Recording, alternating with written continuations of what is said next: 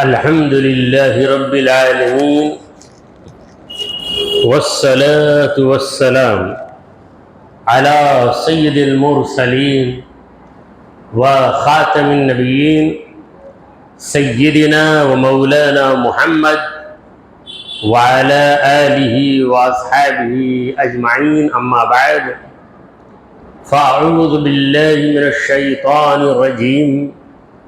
بسم الله الرحمن الرحيم. وما أرسلناك إلا رحمة للعالمين. صدق اللہ مولانا العظیم. حاضرین محترم، السلام علیکم ورحمۃ اللہ وبرکاتہ.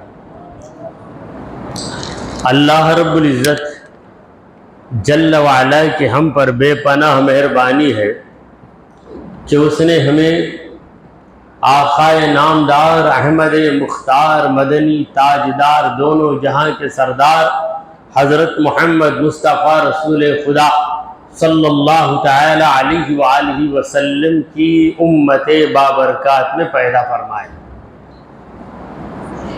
سامعین کرام، احادیث طیبہ کی تدریس کا یہ جو سلسلہ جاری ہے، بڑا مقدس سلسلہ ہے. اسی سلسلے کو برقرار رکھتے ہوئے میں خود بھی آگے بڑھ رہا ہوں، آپ حضرات کو بھی آگے بڑھا رہا ہوں. مسند احمد کی حدیث ہے. امام احمد بن حنبل رحمۃ اللہ علیہ کی ایک کتاب ہے، حدیثوں کی کتاب، اس کا نام ہے مسند احمد. ہمارے پیارے نبی محمد عرب صلی اللہ تعالی علیہ وآلہ وسلم نے ارشاد فرمایا: من سعادت المرء الجار الصالح والمرکب الہنی والمسکن الواسع. انسان کی خوش نصیبی، انسان کی سعادت مندی تین چیزوں کے مل جانے سے. پہلی چیز الجار الصالح، نیک پڑوسی.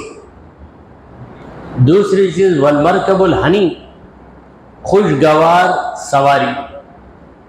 اور تیسری چیز والمسکن الواسع، کشادہ ٹھکانہ. اس حدیث میں نبی کریم صلی اللہ علیہ وسلم نے تین نعمتوں کا ذکر کیا، اور ان تین نعمتوں میں انسان کو راحت ہی راحت، سکون ہی سکون ہے. پہلی نعمت کیا ہے؟ پڑوسی. پڑوسی تو ہر ایک کو ملتا ہے، مگر نیک پڑوسی مل جانا یہ بڑی دولت ہے، بڑی خوش نصیبی ہے. کیونکہ پڑوسی نیک ہوگا تو اگر ہم غلط راستے پہ جائیں گے تو وہ ہمیں سہارا دے کر غلطی سے روک دے گا. اگر ہم صحیح راستے پہ چلیں گے تو وہ ہماری مدد کرے گا، ہمارے آڑے وقت میں کام آئے گا، اور ہم سے بلا وجہ جھگڑا بحث نہیں کرے گا. اگر وہ کچھ ہمیں دے کر بھی بھیجے گا تو اس کی حلال روزی سے دے کر بھیجے گا. اگر پڑوسی ہمارا حرام خور ہو، وہ کچھ دے کر بھیجے، اگر ہم نہ لیں گے تب بھی جھگڑا، لیں گے تب بھی مصیبت. تو ایک اچھا پڑوسی جو راہ حق پر چلنے والا ہو، نماز روزے کا پابند ہو، سچائی اس کی خصلت ہو، امانت داری اس کے پاس ہو. اگر برا پڑوسی مل گیا تو بات بات پہ جھگڑے کرے گا، اور کسی کے اندر قرض لے کر واپس نہ کرنے کی عادت ہے. ایسا پڑوسی مل گیا تو مصیبت پہ مصیبت. آ کر کہے گا کہ میں پریشانی میں ہوں، مجھے قرض دو، تو رحم کر کے قرض دے دیں گے، لے کر واپس نہیں کرے گا.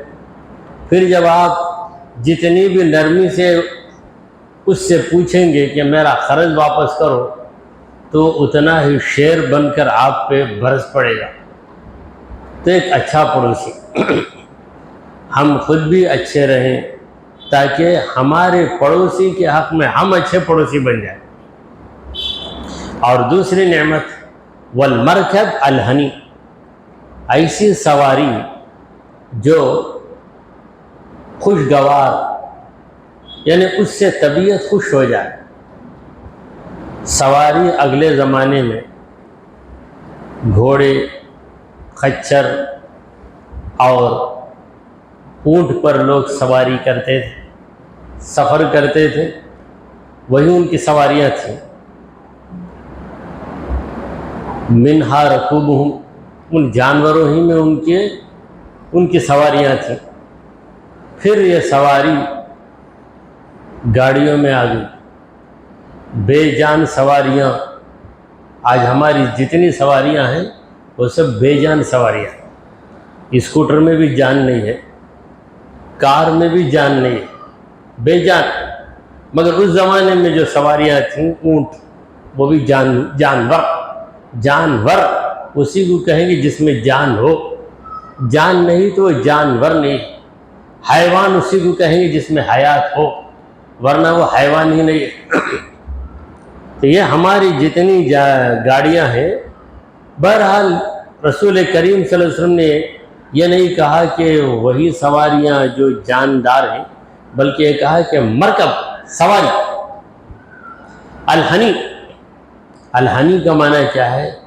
جس سے طبیعت خوش ہو جائے، یعنی وہ سواری جو آپ کو نہ ستائے، آپ اپنے گھر سے نکل کر منزل تک آسانی سے پہنچ جائیں۔ ایسی سواری آپ کو ملی ہے تو بڑی خوش نصیبی، ورنہ بھاری سے بھاری سواری بھی انسان کو ستا دیتی ہے۔ کبھی ہم دیکھتے ہیں کہ کار اچانک رک جاتا ہے تو کار والا پریشان ہے، ادھر دیکھا ادھر دیکھا، کوئی نہیں مل رہا ہے، چھوڑ کے بھی نہیں جا سکتے، چھوڑا تو بھی مصیبت، اور لے جائے تو کیسے لے جائے؟ اسے گزارش کرتا ہے کہ ذرا ڈھکیلو اسے، کوئی نہیں ملا تو خود ہی دونوں ہاتھوں سے ڈھکیلتا ہے۔ اکثر بارش کے موقعوں پر یہ دیکھا گیا کہ ڈھکیل رہے، چھوڑ کر چلے جائیں، کچھ ہو گیا تو ایک سواری ہے جو آپ کو ساتھ دے رہی ہے، یہ بھی بہت بڑی خوش نصیبی۔ اور تیسری چیز کیا ہے؟ کشادہ ٹھکانہ، یعنی ایسا گھر آپ کو مل گیا جس میں آپ فراخی کے ساتھ رہتے ہیں۔ فراخی کے ساتھ رہنے کا مطلب یہ نہیں کہ بہت بڑا گھر رہے، آپ کا گھر اتنا بڑا رہے جتنا کوئی شادی خانہ ہوتا ہے، یہ ضروری نہیں۔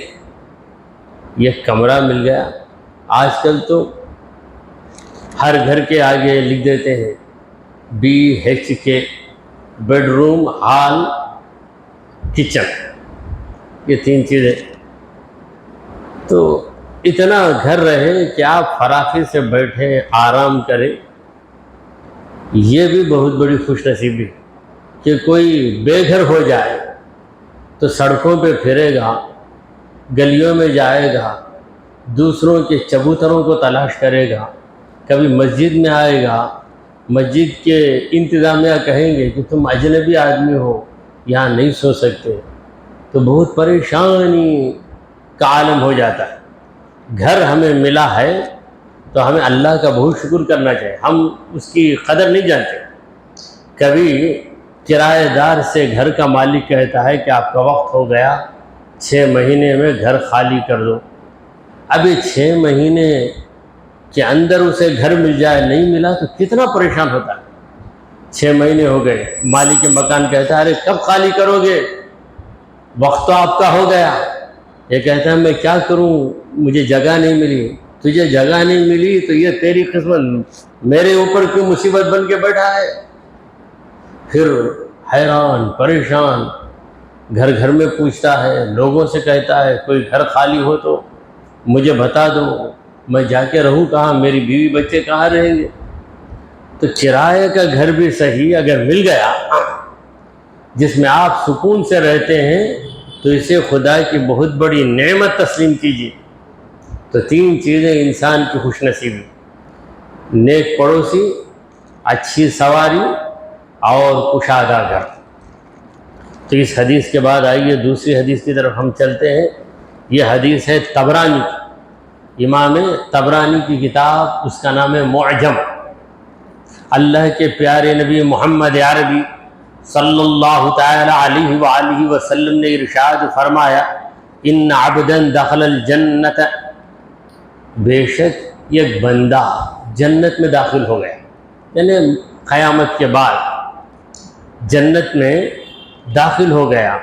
فرآ عبدہ فوق درجت، تو وہاں دیکھتا ہے کہ اس کا غلام اس سے بڑے درجے میں، یہ دنیا میں آقا رہا، مالک رہا، اونر رہا، مگر جنت میں جب پہنچا تو اس کا جو محل ہے اس سے بھی بھاری محل، اس کا جو درجہ ہے اس سے بھی بڑے درجے میں وہ شخص ہے جو دنیا میں اس کا غلام تھا۔ فقال یا ربی ھذا عبدی فوق درجتی، تو اس وقت یہ مالک، دنیا میں جو مالک تھا سرمایہ دار، وہ کہے گا کہ اے میرے رب، یہ تو میرا غلام ہے، میرے درجے سے اس کا درجہ کیسے بڑھ گیا؟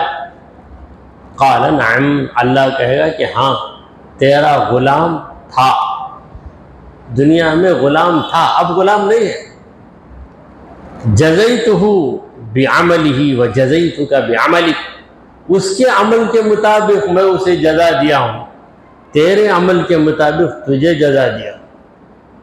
یہ دنیا نہیں ہے کہ میں یجمان ہوں، مالک ہوں، وہ میرا غلام ہے، یہاں نہیں چلتا۔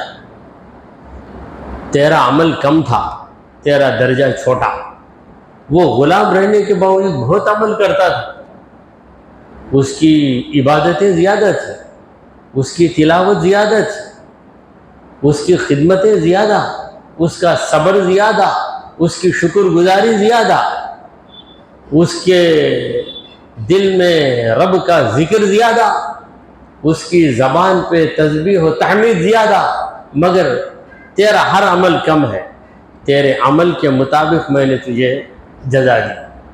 دیکھیے، کسی دکان میں آپ جائیں خریدنے کے لیے، ایک ایسا شخص جو بڑا مالدار ہے، دوسرا غریب، دونوں پہنچ گئے، 2 انڈیا والے، ایک مالدار ایک غریب، دونوں پہنچے سعودیہ میں۔ جو غریب ہے وہ 1000 ریال دے دیا، جو دولت مند ہے اس کے پاس صرف 10 ریال۔ اب 10 ریال دے گا تو اسے کم مقدار میں چیز ملے گی، یہ 1000 روپیہ دیا تو اسے بہت زیادہ چیز ملے گی۔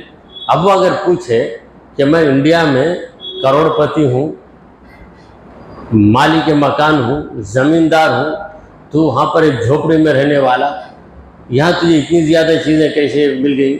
تو دکاندار کہے گا کہ تو مالدار، سرمایہ دار، کروڑ پتی، زمیندار جو بھی ہو، اب تیرے پاس پیسے کتنے ہیں؟ تو 10 ریال دیا، 10 ریال کی چیز دوں گا۔ وہ فقیر تھا، کنگال تھا، بھکاری، جو بھی ہے ہوا کرے، اب وہ 1000 ریال دیا ہے، اسی کے حساب سے میں اسے دوں گا۔ تو پھر یہی معاملہ رہے گا کہ تیرا عمل کتنا ہے اتنی ہی بات کر، تیرا عمل زیادہ ہو تو تجھے بڑا درجہ ملے گا، تیرا عمل کم لہذا تیرا درجہ بھی کم، اور وہ دنیا میں تیرا غلام رہا، تیری غلامی کرتا رہا، تیری اجازت کے بغیر وہ قدم نہیں اٹھا سکتا تھا، تیری اجازت کے بغیر کوئی کام نہیں کر سکتا تھا، تیری بھی فرما برداری کرتا رہا، رب کی بھی فرما برداری کرتا رہا۔ اس کا عمل زیادہ ہے، اس لیے اس کو میں نے اس کے زیادہ عمل کی وجہ سے بڑا درجہ دیا۔ تو اس سے سبق ملتا ہے کہ دنیا میں جو درجے ہیں وہ دنیا تک محدود رہے، آخرت میں اس کا کوئی حساب نہیں۔ دنیا میں کوئی مالک ہے بڑی کمپنی کا، اس کے پاس ایک چپراسی ہے جو روزانہ 100 روپے اس سے لیتا ہے، اس کی جھڑکیاں بھی کھاتا ہے، مگر قیامت کے دن یہ جو چپراسی ہے، نوکر، اس کا عمل اچھا رہا تو اسے بڑا درجہ دیا جائے۔ دنیا میں جو کمپنی کا مالک تھا بلکہ ملٹی ملینر رہا وہاں پر اسے چھوٹا درجہ ملے گا. کیوں؟ تیرا عمل کم تھا اس لیے تیرا درجہ بھی چھوٹا ہے. دنیا میں بھی ہم یہی دیکھتے ہیں کہ مالدار شخص دیر سے آتا ہے، ایک غریب آدمی جلدی آ جاتا ہے مسجد میں. بالکل غریب آدمی جس کی کوئی حیثیت نہیں ہے وہ پہلے آ کر بیٹھ گیا، پہلی سب بھر گئی. اب دوسرا کروڑ پتی سرمایہ دار آیا، وہ دوسری صف میں اس کے پیچھے بیٹھا، تو جب وہ سجدہ کرے گا تو اس کے پیر کے پیچھے اس کا سر ہوگا، مالدار کا سر پیچھے، کیونکہ دیر سے آیا. اب اگر وہ آ کے گڑبڑ کرے، ہاں میں کتنا بڑا آدمی ہوں، میرے لیے جگہ نہیں کا، مسجد کے متولی امام سب کہیں گے بھائی تو جلدی آیا تو تجھے وہ جگہ، یہ کسی کے باپ کی جگہ نہیں ہے، یہ خدا کا گھر ہے. جو جلدی آ گیا اسے جگہ مل گئی، تو دیر سے آیا تجھے جگہ وہاں نہیں ملے گی، پیچھے ہی ملے گی. اگر مسجد بھر جانے کے بعد آیا تو دہلیز کے پاس ہی بیٹھنا تھا، نہیں میں یہ ہوں میں وہ ہوں، ہاں میں اتنی زیادہ دولت رکھتا ہوں، میں ان کا بیٹا ہوں، میں ان کا دوست ہوں، کچھ بھی نہیں چلتا، ادھر ہی بیٹھنا پڑے. اور جو پہلے آ گیا وہ کتنا بھی اجنبی آدمی رہے ہوا کرے، وہ غریب سے غریب رہے ہوا کرے، پہلے آ گیا تو اسے پہلے جگہ مل گئی. تو یہ جو تفاوت ہے بڑا چھوٹا، یہ بس دنیا تک محدود ہے. وہاں عمل کی بنیاد پر انعام ملے گا. اللہ تعالیٰ نے بھی اپنے کلام پاک میں فرمایا کہ لِيَبْلُوَكُمْ أَيُّكُمْ أَحْسَنُ عَمَلًا. اللہ تبارک و تعالیٰ نے تمہیں پیدا کیا تاکہ وہ آزمائے کہ تم میں کون عمل میں بہتر ہے. جو عمل میں بہتر ہے اسے بڑا درجہ ملے گا. چلیے تیسری حدیث آپ کے سامنے عرض ہے. اس حدیث کو نقل کرنے والے امام احمد بن حنبل، اور ان کی کتاب کا نام ہے مسند احمد. یہ اچھی طرح یاد رکھیں، مسند. بعض لوگ اردو میں مسند پڑھ لیتے ہیں، وہاں پیش لگانا چاہیے، انہیں نہیں معلوم. مسند پڑھ کے مسند احمد کہتے ہیں، تو یہ مسند.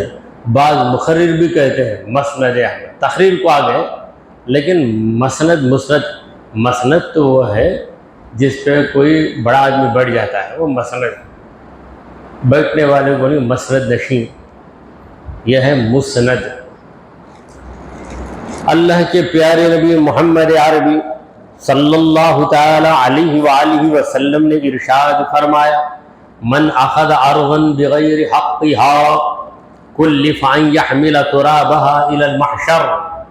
جس نے کچھ زمین، ارضا نکرہ، کچھ زمین کا کوئی بھی حصہ لے لیا، بغیر حقها، اس کے حق کے بغیر، یعنی وہ زمین اس کا حق نہیں تھی، دوسرے کی زمین میں ایک انچ بھی اگر لے لیا تو اسے کیا سزا دی جائے گی؟ اسے یہ سزا دی جائے گی کہ وہ اس مٹی کی زمین کو اٹھاتا رہے.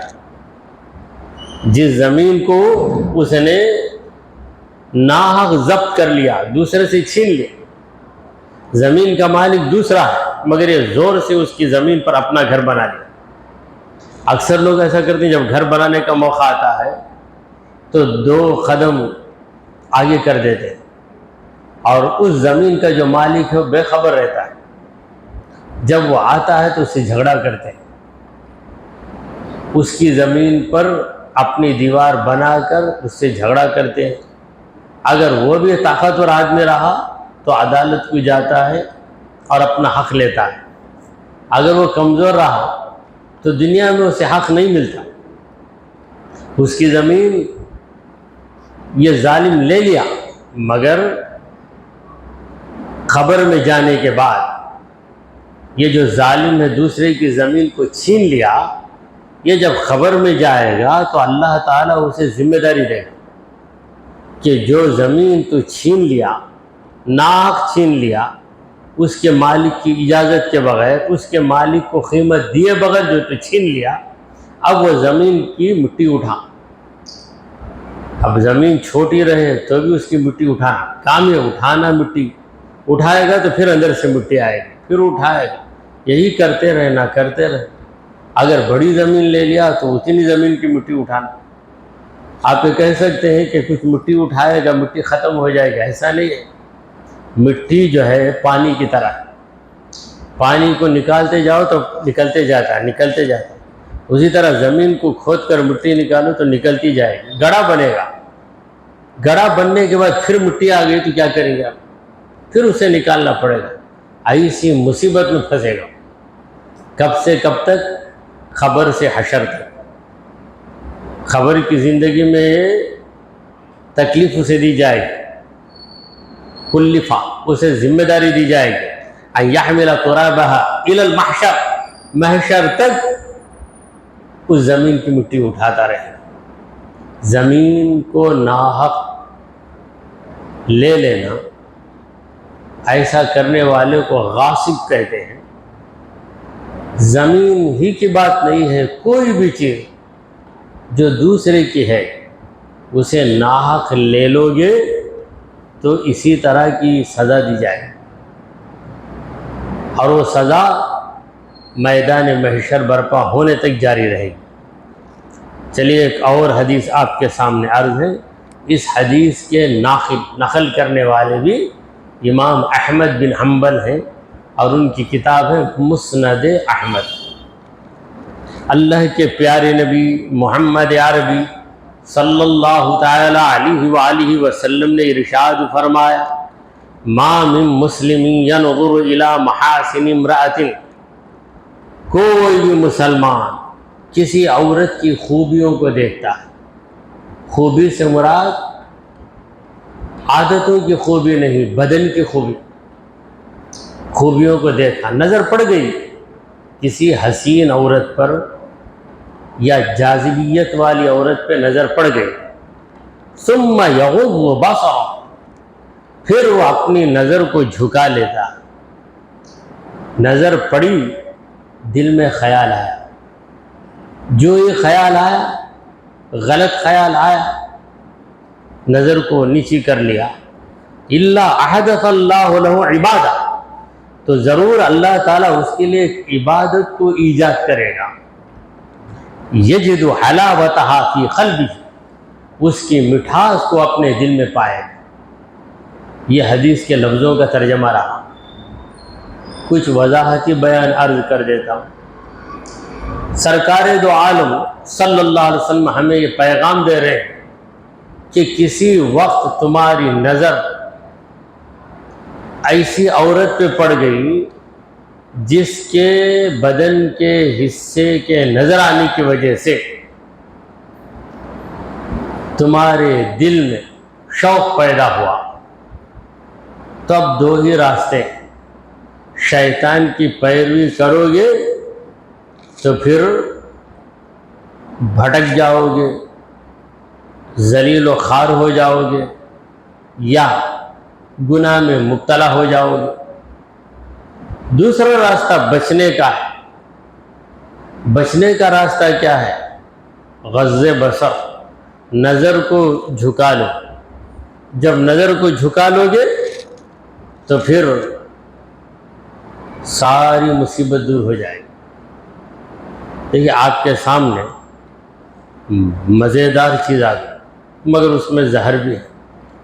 بڑی مزے کی چیز ہے، اس میں بادام ہے، پستہ ہے، بھاری بھاری چیزیں ہیں. جب آپ کے سامنے آئی تو اس کا علاج کیا؟ ہاتھ میں آ گئی تو علاج کیا؟ علاج کیا کہ اس برتن کو ہٹا کے رکھ دینا، یا آپ اس برتن سے پلٹ کر بیٹھ جانا کہ میں نہیں پیتا. ختم. کیا کرنا؟ ان ہاتھ میں دے ڈالے، میں پی لے آنا. ہاتھ میں دے دیے تو لے کر رکھ دینا تھا، نہیں پینا. ختم. تو بعض لوگ ایسا ہی کرتے ہیں کہ یہ چیز مجھے نہیں پینا تھا مگر وہ دے دیے، لیکن تم پیے. انہوں نے دیا، یہ ان کی بڑی غلطی نہیں تھی. تم جو پی لیے یہ تمہاری بڑی غلطی تھی. تو کوئی عورت نظر میں پڑی اور اس کے محاسن پہ نگاہ پڑ گئی.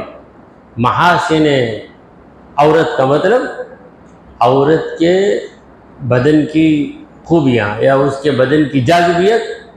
تو نظر جو ہی پھیرو گے تو اللہ تبارک و تعالیٰ تمہارے دل میں عبادت کی کیفیت پیدا کرے اور اس کیفیت کی وجہ سے تم لذت محسوس کرو. عبادت میں لذت محسوس کرو گے, نماز میں لذت محسوس کرو اگر تم اپنی نظر کو پھیر دو. اللہ تبارک و تعالیٰ نے اپنی حفاظت کے لیے جو طریقہ ہمیں بتایا ہے وہ سورہ نور میں قُلْ لِلْمُؤْمِنِينَ يَغُضُّوا مِنْ أَبْصَارِهِمْ وَيَحْفَظُوا فُرُوجَهُمْ. اے میرے نبی آپ مومنوں سے کہیے کہ وہ اپنی نگاہوں کو جھکی رکھیں اور اپنی شرمگاہوں کی حفاظت کریں. یہ حکم صرف مردوں کو نہیں عورتوں کو بھی ہے. قُلْ لِلْمُؤْمِنَاتِ يَغْضُضْنَ مِنْ أَبْصَارِهِنَّ وَيَحْفَظْنَ فُرُوجَهُنَّ. عورتوں سے بھی کہہ دیجئے کہ وہ بھی اپنی نگاہیں نیچے رکھیں. کسی مرد پہ نظر پڑ گئی اور دل میں کچھ منفی خیال آیا تو کرنا کیا ہے, نظر نیچی کر لینا. خیال نہ بھی آئے تب بھی نظر نیچی کر لیں. نظر جھکی رکھیں تو حفاظت ہو جاتی, شیطان ناکام ہو جاتا ہے اور اس کی برکت سے عبادت کی کیفیت ہمارے اندر پیدا ہو جاتی. ورنہ ہم اگر اس برائی میں مبتلا ہو گئے, نظر جھکانے کے بجائے نظر جمائے رکھے تو نتیجہ یہ ہوگا کہ عبادت میں دل نہیں لگے گا اور عبادت میں مزہ بھی نہیں آئے گا. تو عبادت ایک بوجھ بن جائے گا. اگر ہم نے اپنی نظر کو پھیر لیا تو پھر عبادت کے اندر ایک ایسی لذت حاصل ہوگی جسے روحانی لذت ہم کہہ سکتے ہیں. ایک اور حدیث آپ کے سامنے عرض کر کے بات کو ختم کیے دیتا ہوں. اس حدیث کے ناقل امام ترمذی رحمۃ اللہ علیہ, ابو عیسیٰ ترمذی رحمۃ اللہ علیہ. اللہ کے پیارے حبیب ہمارے دلوں کے طبیب حضرت محمد مصطفیٰ صلی اللہ تعالی علیہ وآلہ وسلم نے ارشاد فرمایا ما ملا آدمی وعاء شرا من بطن.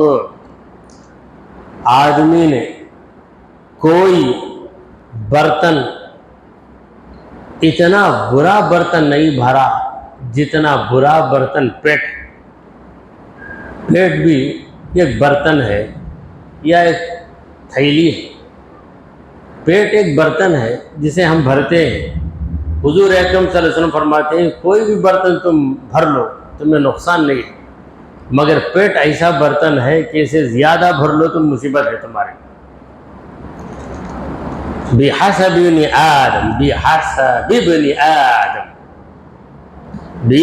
ابن آدم اکیلات. ابن آدم کے لیے بس ہے حسب سین کے سکون سے, سین کے زبر سے کریں گے تو حسب و نصب ہو جائے. بحسب ابن آدم اکیلات. ابن آدم انسان کے لیے بس ہے چند لقمے. اکیلات چھوٹے چھوٹے لقمے بس ہے. یقمن صلبہ جو اس کی پیٹھ کی ہڈی صلب کو کیا کرے, صلب کو سیدھی رکھے. یقمن صلبہ ہڈی کو سیدھی رکھے. فَإِنْ كَانَ لَا مَحَالَةَ اگر ضروری ہے کھانا, بھوک زیادہ لگ گئی کھانا ہی ہے, فَثُلُثٌ لِطَعَامِ تو 1/3 اپنے کھانے کے لیے, وَثُلُثٌ لِشَرَابِهِ اور دوسرا تہائی پانی کے لیے, وَثُلُثٌ لِنَفَسِهِ اور تیسرا ثلث یعنی تیسری تہائی اپنے سانس کے لیے.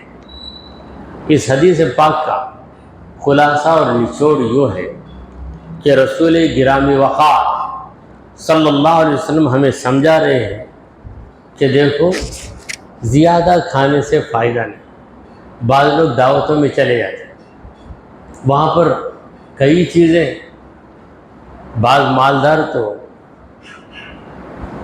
انواع و اقسام، جسے یہاں کے لوگ آئٹم بہت سے آئٹم رکھ کر انواع و اقسام، ادھر مچھلی ہے، ادھر گوشت ہے، ادھر پھل ہے، اور مچھلی میں کئی قسم کی ہیں۔ اب یہ سوچتے کہ ہر چیز کھانا مجھ پر فرض ہے، اگر میں نہیں کھایا تو میں اللہ کو جواب دینا، اس لیے جا کے وہاں سے کچھ کھاتے ہیں۔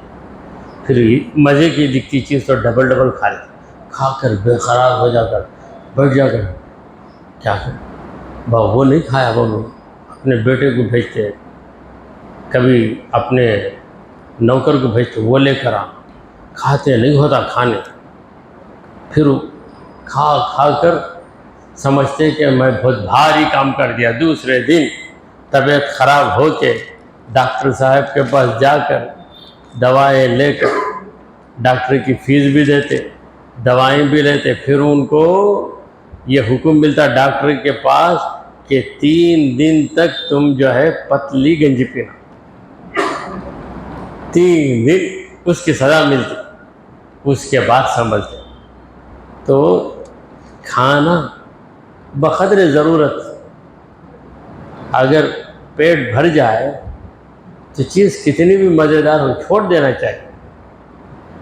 سرکار دو عالم صلی اللہ علیہ وسلم فرما رہے ہیں کہ تمہارا پیٹ برتن کی طرح، دوسرے برتن جو تم بھر رہے ہو اتنے خراب نہیں ہیں جتنا خراب تمہارا پیٹ، اسے بھرو گے تو پھر نقصان تم ہی اٹھاؤ گے۔ دوسرا برتن بھرو گے تو کیا ہوگا، بھرنے کے بعد اگر ایک بالٹی مان لیجئے، ایک دیگچہ مان لیجئے، وہ دیگچے میں آپ بھر رہے ہیں کھانا بریانی، بھرنے کے بعد اس کے اوپر بھریں گے تو باہر آ جائے گا۔ لیکن پیٹ ایسا برتن ہے کہ بھرنے کے بعد کوشش کر کر کے اپنے اندر لیتا ہے، لے کے اس کے بعد اس کا بدلہ لیتا ہوں، مجھے بھر کر تکلیف دیے نا، اب لے اس کی سزا پاؤ، بات دیتا۔ تو اسی لیے حضور صلی اللہ علیہ وسلم فرماتے ہیں کہ ابن آدم انسان نے جو بری تھیلی بھری ہے، وہ بری تھیلی یا برا برتن خود اس کا پیٹ ہے۔ پھر حضور اکرم صلی اللہ علیہ وسلم وضاحت کرتے ہیں کہ چند لقمے کھاؤ، یعنی کھاؤ، تمہیں خود محسوس ہوگا۔ دیکھیے ہمارے پاس انڈیکیٹر ہے، انڈیکیٹر بتا دیتا کہ کتنی مقدار ہے پیٹرول کی، تو ہمارے اندر ایک انڈیکیٹر ہے، ہم کھاتے ہیں تو خود ہمیں محسوس ہوتا ہے کہ ہمارا پیٹ تقریباً بھر گیا ہے۔ یہ معلوم ہونے کے باوجود ہم کھا رہے ہیں، تو اللہ نے عقل دے کر بھی ہم بد دماغ ہو رہے ہیں، ہمیں سمجھ رہے ہیں کہ جتنا زیادہ کھائیں گے اتنا ہم کو فائدہ ہوگا، یہ غلط خیال ہے۔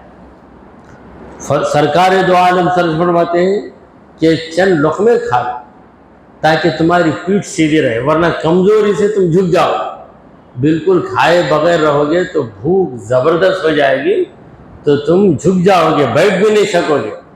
لہذا چلنے پھرنے کی تمہیں طاقت رہے، اس طاقت کے لیے تم کھاؤ،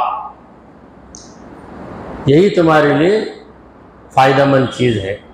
دعا کیجئے کہ پروردگارا ہم نے جو کچھ کہا اور سنا اسے قبول فرمائے، اے اللہ ہمارے گناہوں کو معاف کر، ہماری خطاؤں کو درگزر کر دے، اے رب ذوالجلال ہمیں تیرے پیارے حبیب صلی اللہ علیہ وسلم کی مبارک نصیحتوں پر عمل کرنے کی توفیق عطا فرما، ہمارا خاتمہ ایمان کی حالت فرما۔